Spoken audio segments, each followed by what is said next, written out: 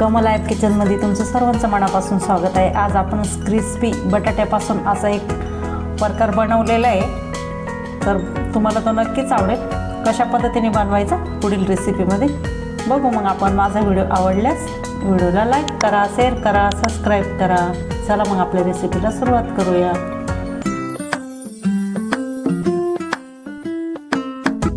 आपण बटाट्याचे वेफर्स नेहमीच खातो, पण आता बटाट्यापासूनच मी एक रेसिपी बनवत आहे। रेसिपी बटाटे साळून घेते। बटाटे साळून स्वच्छ धुवून कपड्याने मी कोरडा करून घेतला, कारण की वेफर्स केल्यावर आपल्याला नंतर काय धुवायचे नाही आहे। आता असे मी वेफर्सच्या किसणीने वेफर्ससारखे असे बनवून घेते। बटाट्याचे वेफर्स असे बनवून घेतले। एक टूथपिक घेतली मी,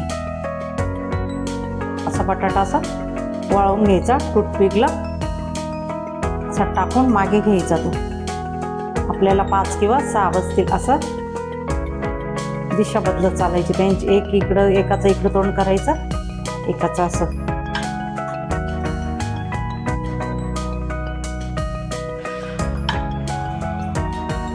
6 बसता किंवा 5 बसता त्याच्यामध्ये।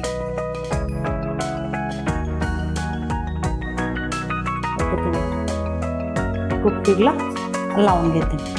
बटाट्याचे वेफर्स टूथपिकला असं सर्व लावून घेतले मी। आता आपल्याला कॉर्नफ्लॉवर घ्यायची, 2 चम्मच एवढी कॉर्नफ्लॉवर घेतली। त्याच्यामध्ये आपल्याला तीळ टाकायचं, 1 चम्मच एवढं तीळ आहे। त्याच्यामध्ये आपल्याला जिरा पावडर, भाजलेली जिरा पावडर आहे, थोडी हळद पावडर, काश्मीरी लाल मिरची पावडर, धना पावडर, थोडंसं गरम मसाला। आता त्याच्यामध्ये थोडी आपण शेव घेतलेली, ती मी मिक्सरला बारीक करून घेते। शेव बारीक करून घेतली मिक्सरला, थोडी याच्यात टाकून घेऊ। शेव दळून पण टाकून घेतली।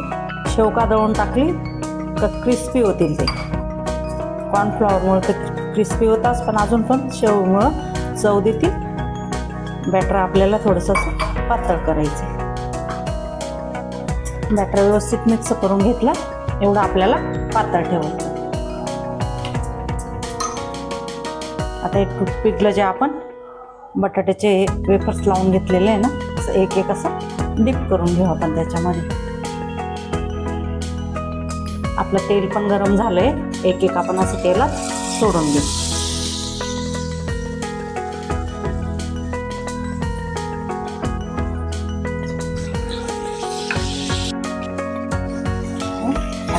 सर्व आता इथे तळून घेते मी तेलामध्ये।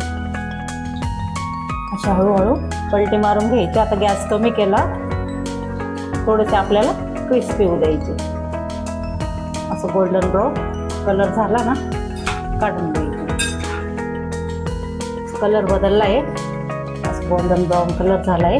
आता आपण काढून घेऊ।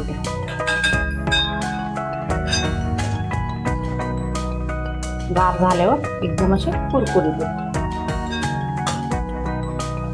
या पद्धतीने सर्व इथे तळून घेते।